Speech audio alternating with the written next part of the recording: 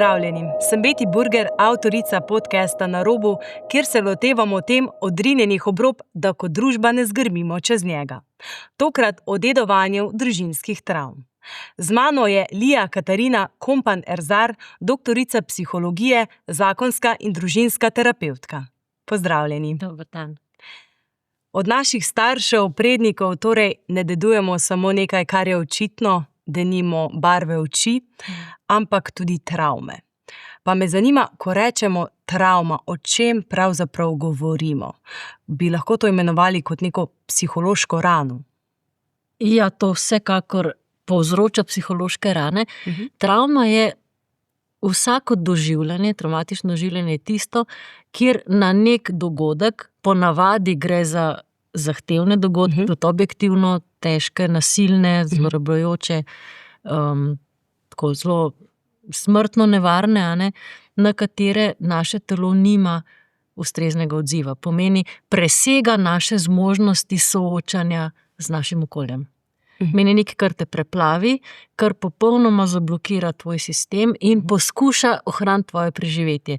Kadar se ljudje res najdemo v travmatičnih, pomeni v travmatskih doživljanjih, takrat se telo poseže po najzgodnejšem, tudi evolucijsko najbolj primarnem odzivu, in to je odziv zamrznitve, ga imajo tudi plazilci.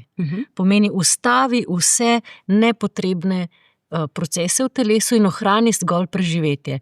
In to stanje je izrazito nevarno, če traja dalj časa, je zelo težko ga prenesemo in jasno pušča trajne posledice, zato ker odpre v našem telesu ali pa v našem ustroju možnost, da se to lahko zgodi.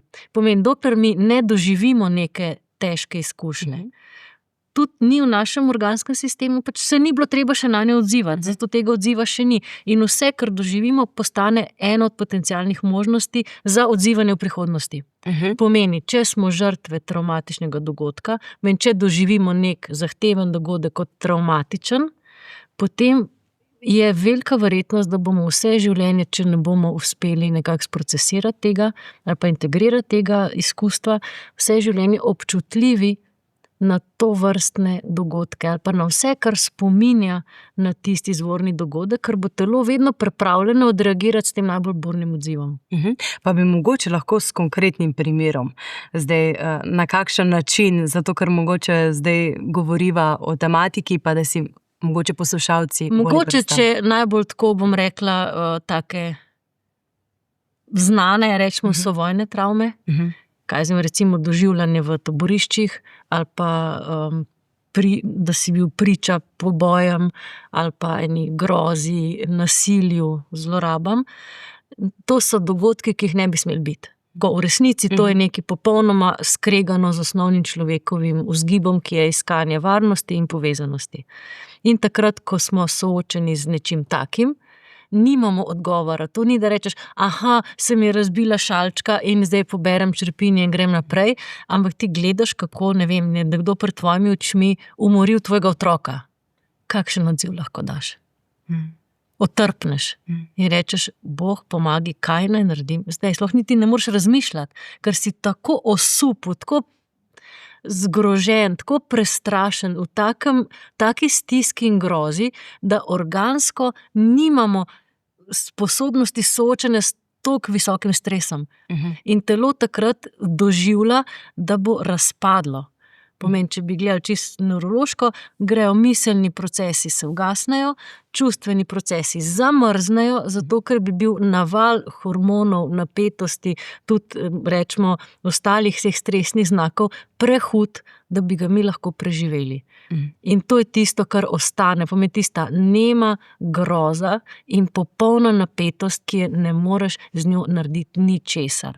To so ekstremna doživljanja. To ni, da rečeš, to me je pa tako traumiralo, pa si bil samo malo. No, vse to hoče mogoče naslednje vprašanje, kako torej, zakaj nekatere stresne situacije postanejo travmatične, oziroma lahko govorimo o travmah, ni vsaka stresna situacija že travmatična. Ne? In tudi so ljudje, ki lahko zelo zahtevne situacije, tako jaz bi rekla, na živo dajo skozi. Torej brez neke travme. Da se ne izklopijo. Tako, mi včasih mislimo, travma je, če si udeležen v prometni nesreči. Za enega je, za enega ni. Okay. Zato, ker je odvisno od tega, kakšen človek si, kakšne so bile tvoje izkušnje do takrat, kakšne so okoliščine, a imaš koga ob sebi, ki je uspel recimo te zavarovati. Recimo, če bi vzeli primer bombardiranja Londona, takrat so otroke, tisti, ki so imeli možnost, se jih dali na podeželje k sorodnikom, recimo na varno. So jih vzeli pač mamami, so jih dali tja. In nekateri so pa ostali v Londonu, ker pač jih niso imeli kam poslati. Ampak posttravmatsko motnjo, v en bolj travmatično situacijo so doživljali otroci, ki so bili odvzeti mamam in dani na varno, kakor otroci, ki so bili ob mami med bombardiranjem v zaklonišču. Pomeni, nekaj so okoliščine, nekaj je pa objektivnost tistega dogodka. In za človeka, ki je, temu se reče, na krizo občutljiv ali pa na travme občutljiv, je lahko že dogodek je za, naju dve običajna stvar, da ne najdeš parkirnega prostora, ko greš v center Ljubljane. Ja. Je lahko, ima travmatične razsežnosti in človek lahko doživi živčni zlom, izpade, otrpne in ima pol travmo pred tem, da sploh pomisli na Ljubljano in avto. Lahko se to zgodi, lahko pa je to zelo zahtevna situacija, ki jo zaradi opremljenosti, rečemo, lahko naživo, lahko razmišljaš o tem, kaj se s tabo dogaja. To je tisto, česar pri travmi ni, da preprosto ne procesiraš dogodka. In še ena stvar je, kar je mogoče najbolj dramatična ali pa najbolj dedna lastnost travme, je to, da zaradi tega, ker si večinoma so travme vezane na medčloveške odnose.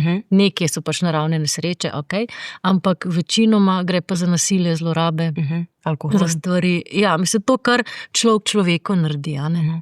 To je tisto, kar je najbolj uniči. In takrat se podre, to je uniči se mehanizem, ki je nam primaren, in to je iskanje bližine, ko smo v stiski.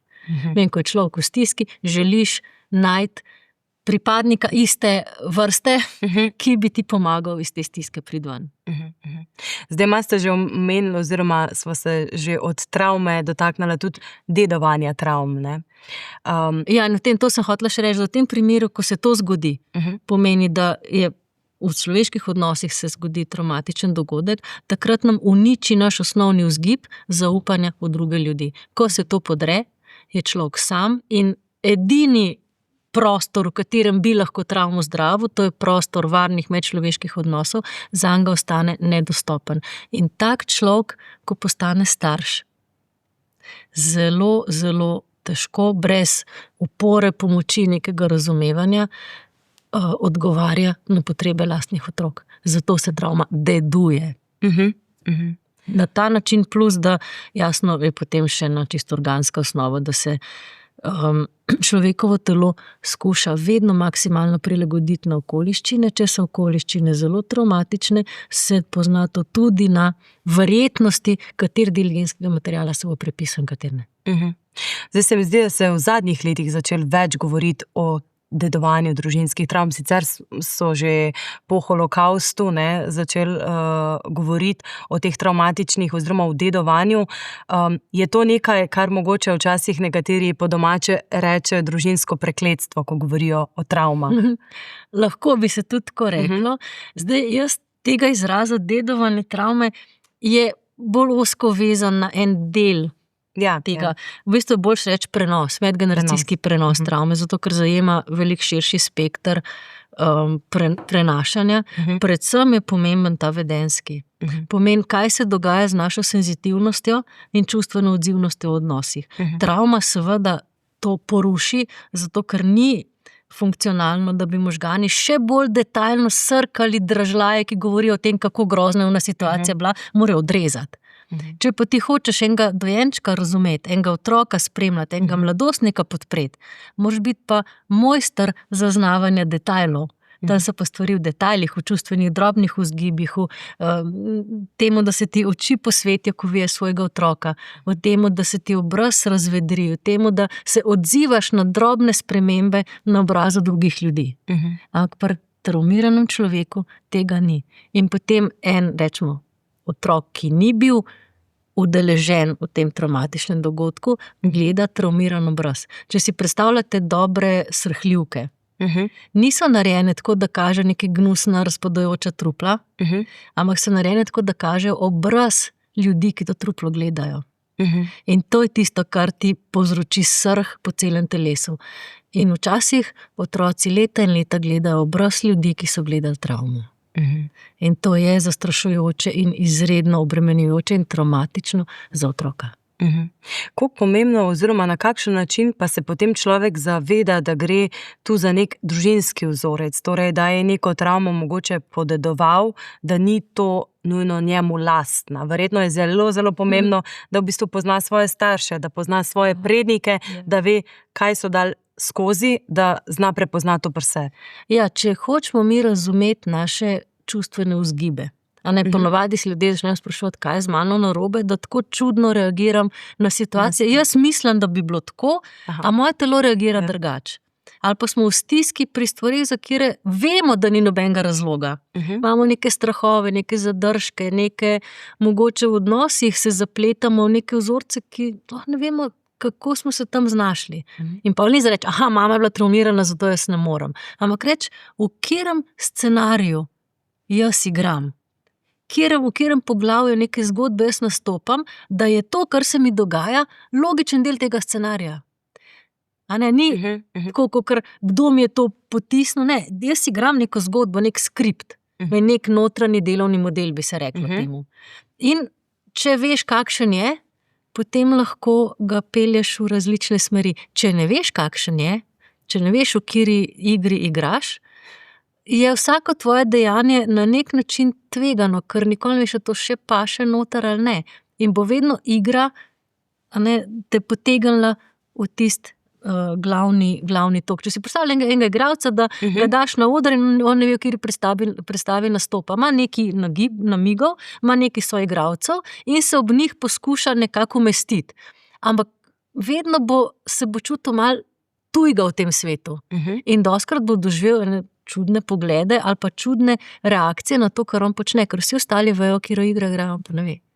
In včasih naš organski sistem v bistvu ne ve, katero igro igra, ampak se znajde v okoliščinah, ki jih ne razume. In takrat je pomembno razširiti pogled na to, kdo sem, kaj čutim, ob kom to doživljam, kaj se z mano dogaja in predvsem, kako se temu reče.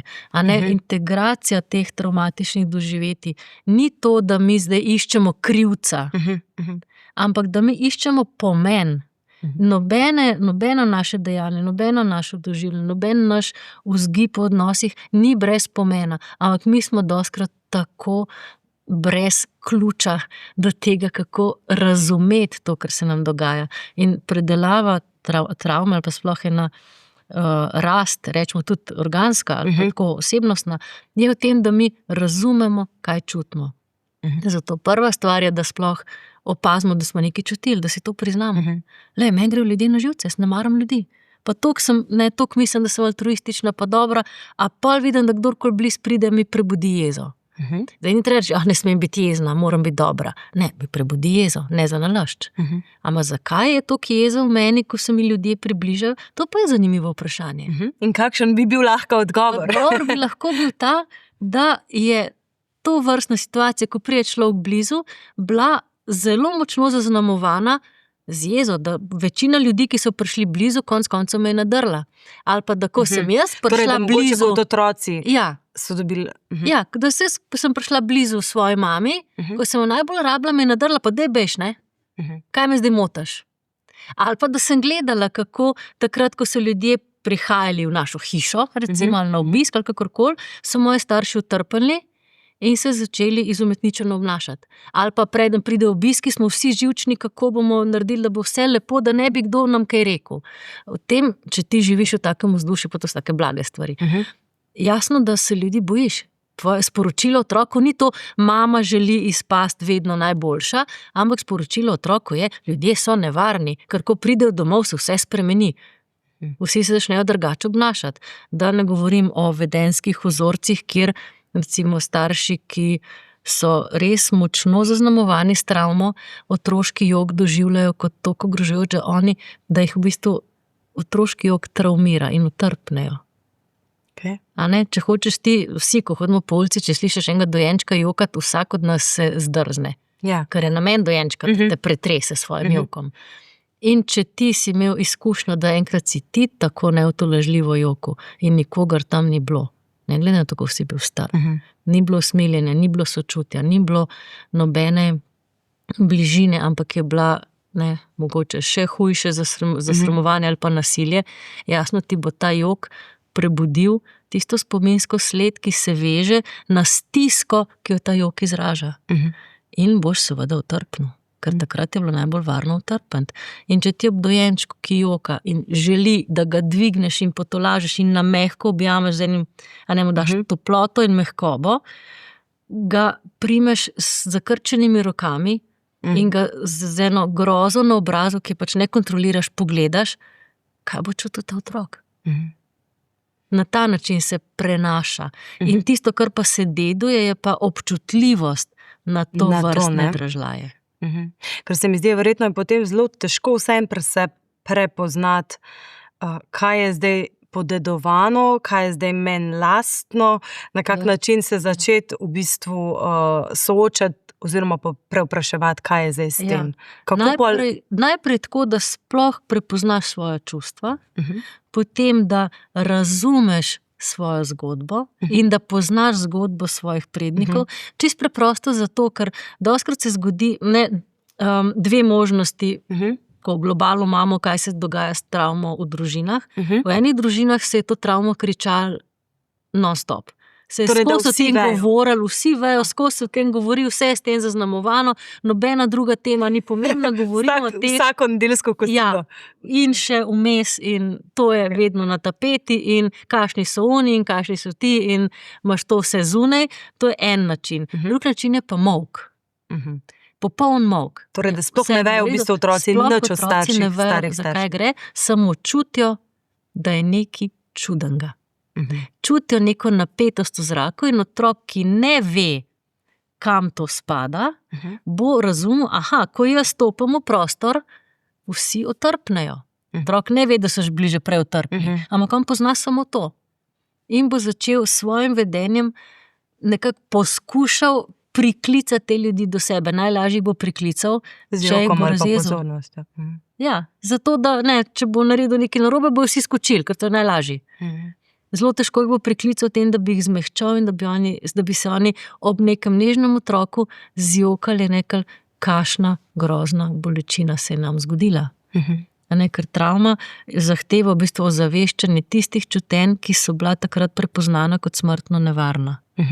In to je proces tudi za odraslega, za otroka, pa če hoče razmejiti, kaj je zdaj njegovo, zakaj, odkot so ti odzivi, kjer so bili funkcionalni v družini in zakaj, in kaj lahko razvije novega med svojimi vrstniki po svetu, je zelo dobro, da te zgodbe pozna, ker včasih tako zvešena zgodba rečeš, ta zgodba porabi 3/4 moje tesnobe in ta tesnoba gre stran. Če jaz vem, da moja mama je izgubila, 5 bratov v drugi svetovni vojni in da je zato celo življenje žalostna, potem bom jaz, ko pridem k njej, ona žalostna, ne bom več imela tistega občutka, da je žalostna kaj od mene. Naredim, kako naj jo potolažim, zakaj sem jaz premal. Am rekla, 5 bratov je izgubila, normalno, da je žalostna. In bo že sam pomen te zgodbe razrešil tisti del mojega čustvovanja, ki ni izvorno vezan na mojo iniciativo.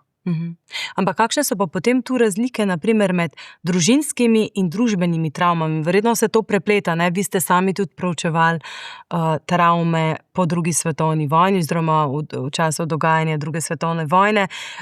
Je v bistvu lahko neka travma samo družinska ali skoraj vedno tudi na nek način družbena, ker pač je v nekem prostoru in času? Ja, to je tudi tako zanimivo vprašanje.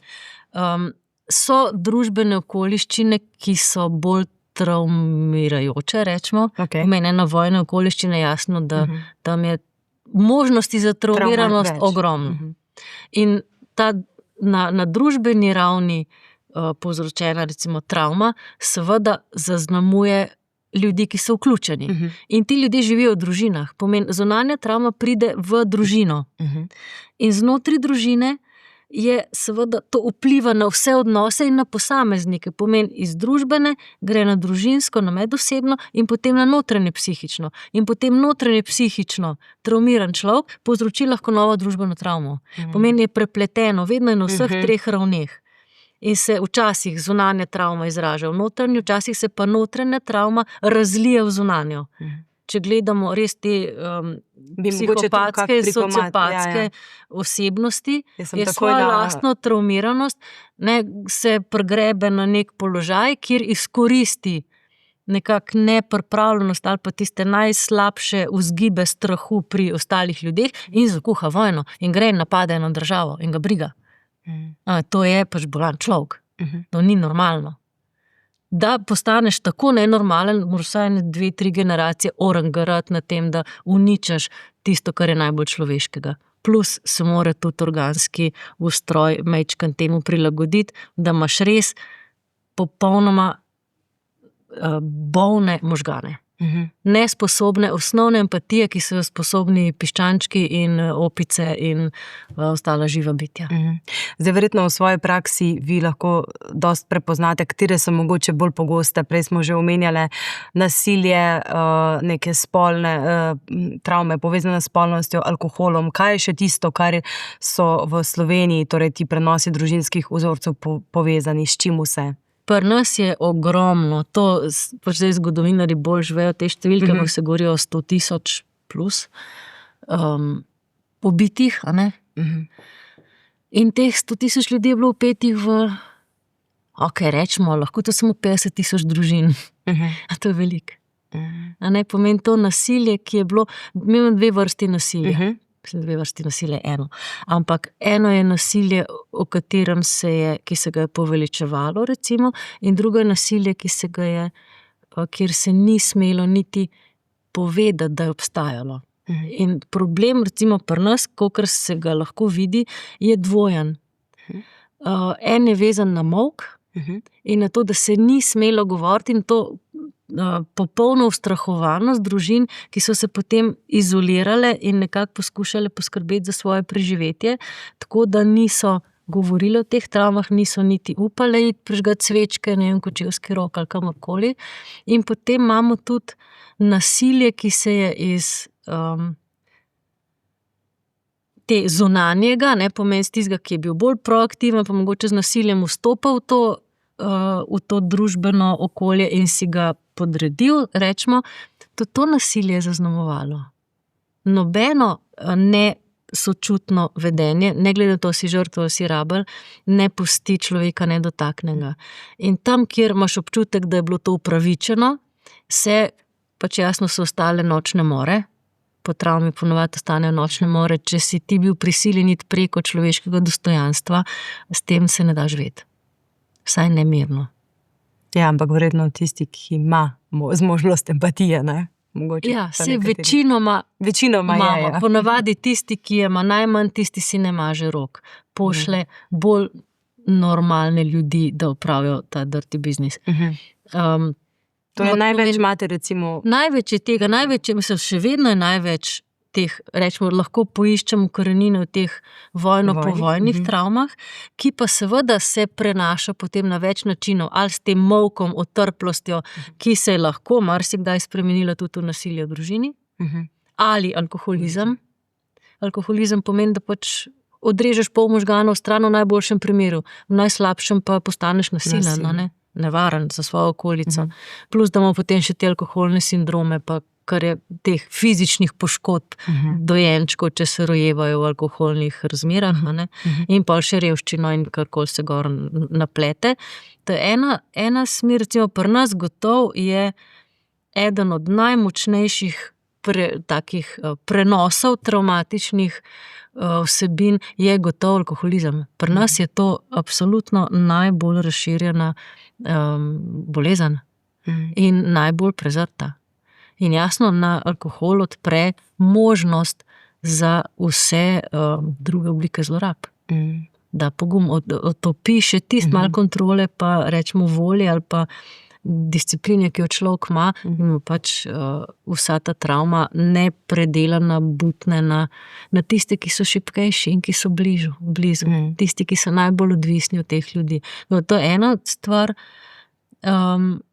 Ni pa nujno, ne, zdaj tu mogoče, da pojasniva, ko smo govorili o dedovanju, že prej ste sicer omenili, ampak da ni nujno zdaj, če je, ne vem, oče alkoholik, ne, da bo pa zdaj se ta tako imenovana travma oziroma vedenje nujno prenesla na isti način na otroke, ampak mogoče ravno na odzive ali pa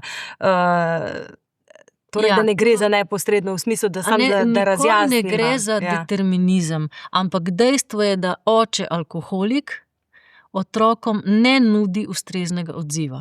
Na vse, na kar se on ne odzove ali odzove popačeno, z vsem tem okrni polni čustveni razvoj senzitivnosti pri otroku.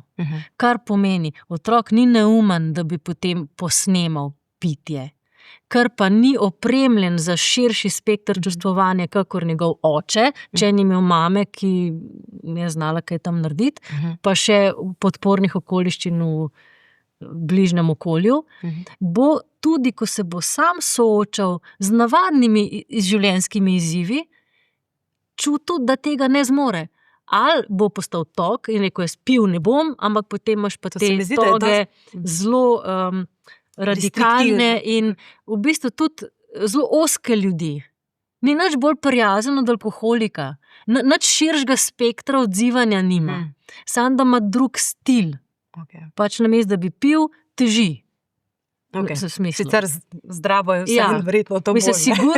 Sigurno je večji potencial pri nekom, ki vsaj ni zasvojen, da lahko začne razvijati eno čustveno senzitivnost, ampak pot je pa enak težka za oba. In za onega, ki pije, in za tega, ki pač absolutno ne pije, ampak cena za to, da absolutno ne pije, je neka čustvena otopelost. Ali pa se bo zgodilo tako, tukaj bi pa rekli, se prenaša. Ti vidiš, kako se rešuje težke čustvene situacije. Jedan pir spiješ, a ne? Pa ti laži. In to je deloval. In to je model. In avtomatično greš na ta model, zato ker ti nihče ni pokazal, kako se zdrži v težki situaciji, kako se poveže, kako se govori o njej, kako se jo razdela, kako se jo nekako ubesedi. In tisto, kar edina stvar, ki zares pomaga, ni vse te, ne vem kakšne telesne, ne vem kakšne vaje in ne vem kaj, je pogovor in prave besede za pravo zgodbo. Mi dokler čustev ne znamo izgovoriti v toliko detajlih, toliko precizno, kakor jih tudi doživljamo, nam ni pomoči. Zato je tako močno hrepenenje človeka po literaturi, po umetnosti, po vseh medijih, ki znajo čustva prikazati na en tak detajlen, tenkočuten, precizen način. Ta čustvena površnost, ko smo ji priča zdaj, to je ravno tako travmatično. Ampak zdi se mi pa vse, da zdaj se v zadnjih 15-10 letih bolj govori in se mi zdi, da se več govori o tem zavedanju, da gre za neke dedovane, posredovane družinske vzorce.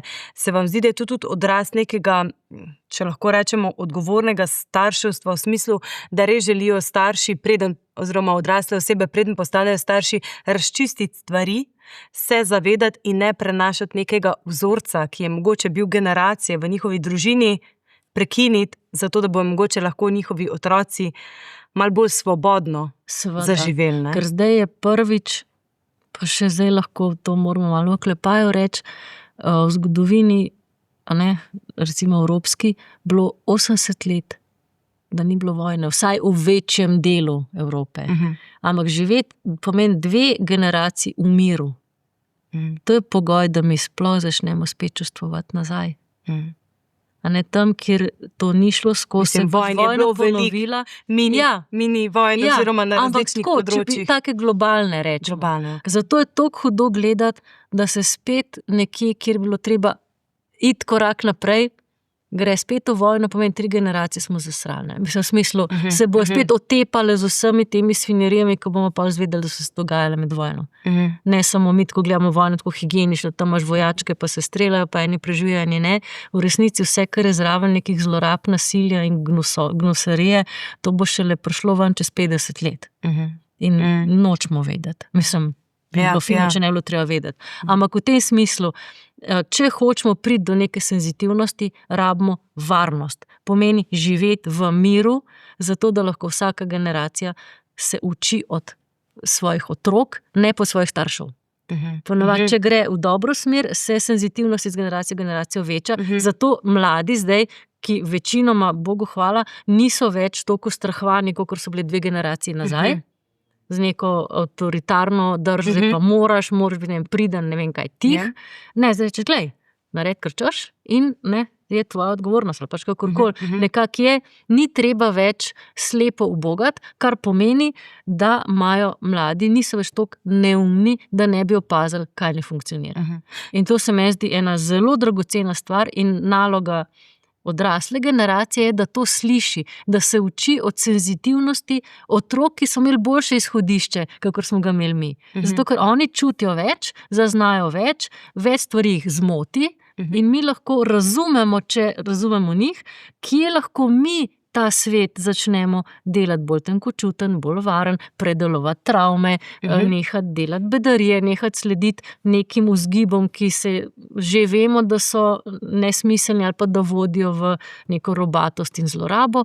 In jasno, to je eno tako sodelovanje med generacijami, ki lahko potem tudi do 3. generacije, tudi do travmirane generacije, prinese neko sočutje in razumevanje. In gremo v vedno večjo tenkočutnost in za nazaj, izgovarjamo, tudi mogoče ena stvar, dobre zgodbe 2. svetovne vojne, te osebne zgodbe, so šele zadnjih 10-20 let, da se je začelo govoriti, tudi na en umetniški način, na en tenkočuten način, kako je to res bilo. Ne samo črni, beli, prav narobe, zmaga, poraz, ampak tisto, čakaj, tole je bilo veliko globlje, veliko težji, veliko bolj razvejano in veliko bolj daljnosežno in veliko močneje se je vpelo vse pore našega doživljanja. In zdaj te zgodbe, ko se jih počasi zdaj imam veliko v mislih in ljubezen tudi, ker sem pred kratkim ali pa kradljivko knjig, ali pa kakšne od teh, a ne, koliko je tle notene tenkočutnosti. Kaj vse je tukaj bilo in če mi odpremo v sebi te registre, je veliko manjša verjetnost, da bomo sposobni tudi fizično biti nasilni do drugih ljudi, ker nam odpre drugačen tip doživljanja, tudi drugačne mehanizme razumevanja pa odzivanja, tudi drugačno regulacijo čutenj. Mogoče, če v tem zadnjem sklopu še na kakšen način torej prekiniti nek vzorec, kako pozdraviti travmo, če sploh lahko govorimo tu o zdravljenju ali bolj to neko zavedanje oziroma neko rast, integracija. Travme se ne da pozdraviti. Do take močne izkušnje se tako globoko organsko opišejo te krvotoke, regulacije in nekako doživljanja, da se izbrisati ne da. Lahko se pa res razširi, poglobi, čustveno nekako ozavesti itak. Ampak potem je treba še razdelati in vpeti v celotno zgodbo in videti, kaj ta travma v celotni zgodbi parih generacij pomeni, kam se umešča, kaj nam je odprla, kaj nam je zaprla. In predvsem tisto, kar se mi zdi najbolj pomembno, je, da takrat, ko daš svojemu otroku tisto, česar ti nisi dobil, takrat dobiš to nazaj. Pomeni, če jaz lahko, če je ta milost, da vsaj toliko, rečemo, ohranjenega funkcioniranja, da te otrok gane in da se začneš na njega odzivati, tako začneš spraševati, kaj to otrok rab, ne kaj rabim jaz zdaj, ko on joka. Ne, kaj otrok rab? Jaz sem odrasla, pač kaj se mi lahko zgodi, če enkrat malo manj spim, ne bom umrla od tega. Ampak kaj to otrok rab? Da se lahko zanimaš za njega in da lahko se učiš od njegovih odzivov, ker otrok se pač hitreje prilagaja na nas, ko mi na njega. Takrat lahko dobiš nazaj tisti del zavedanja, da je svet lahko lep, da so odnosi lahko varni, da je eno upanje, da tudi jaz s svojo aktivnostjo lahko kreiram neko lepo okolje in v bistvu s tem pozdravim svoje travmatične vsebine. Zdaj mogoče res zadnje vprašanje, a je to sposoben posameznik narediti sam, torej na način, da se zaveda svojih čustev, ozavesti travme, jih proba predelati, ali se vam zdi, da je tu potrebna pomoč strokovnjaka? Nikoli tega ne moremo narediti sami, ker tudi travmirali se nismo sami. In to se mi zdi ena od največjih zablod današnjega časa, je to, da mi bomo rešili sebe sami. To pomeni, ne zaupam ljudem. Ja, to je huda zabloda, jaz to zelo zameram lastni stroki. Zelo. Obema, psihologiji in psihoterapiji, da promovira to vrstne self-help stvari. Sej ne več toliko, ampak dejstvo je, da edina stvar, ki omogoča, da res mi sploh pridemo v stik s tem, kaj čutimo, so odnosi. Sej ti, če sam sediš doma pred steno in se uživljaš v neke zgodbe, sej to ni nič tacga. Ko priješ ven na ulico in vsak človek, ko gre mimo, bi mi najprej plunil v obraz, tam ti izveš, kdo si. Tam, ko pride tvoj otrok pa reče mami, aloh, ne vem kaj, in ti rečeš, da bejš nekam. Tam izveš, kdo si. Ali pa, ko pride in se razdeliš in rečeš, joj, koliko sem hvaležna, da lahko eno tako lepo bitje živi ob meni. Tam dobimo mi stik s svojim čustvovanjem, ne same od sebe.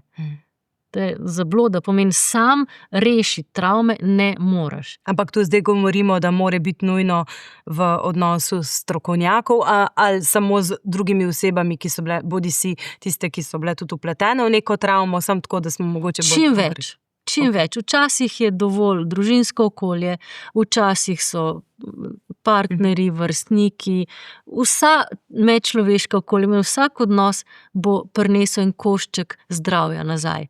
Pomeni, če mi gradimo odnose na zaupanju, če poskušamo jih graditi tako, da bojo lahko vsebovali tudi zaupanje, pomeni, da so odprti, ranljivi in vzajemni, potem je vsak tak odnos dragocen. Tudi če samo, ko greš po ulici, se ti nekdo nasmehne. Sej veste, kako čutiš, ali pa če te neka prodajalka prijazno pozdrav. Koliko ti to nekako nahrani dušo. In mi teh trenutkov stika rabimo prav fizično, skoraj bi se dali zmeriti, koliko takih trenutkov na dan rabiš, da lahko normalno funkcionira tvoj organski sistem. Pomeni, čim več odnosov, ne se zapirati, tudi odnose, vsak bo prinesel neki in jasno, če gre za zelo boleča, razdiralna čustvovanja, ki so podrla še marsikjer, še vse tisto, kar smo že imeli zgrajenega, recimo za soočanje s stresom, jasno, da je res neumno ne se poslužiti pomoči, če obstaja, a ne? Tako da ni zdaj, nujno moraš to, nujno moraš ono, ne, vse.